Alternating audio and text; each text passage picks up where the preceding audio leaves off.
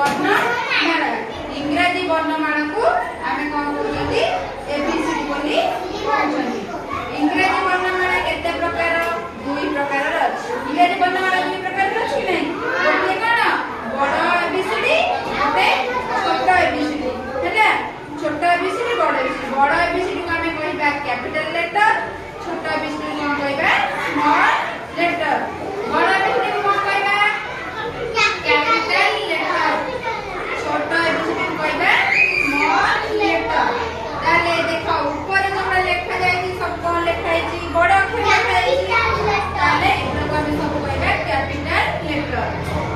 Capital letter कोन सब रहला A B C D E F G H I J K L M N O P Q R S T U V W X Y Z.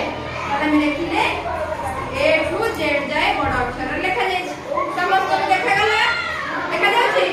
तापर देखिबा AD कोन लिखा जायछि ए ए ऊपर जो ए देखिला ए तळे कोन से ये अलग अछि कि नहीं ताले अलग कोन अछि एडा हला बड़ ए बा कैपिटल ए किंतु ता तळे जो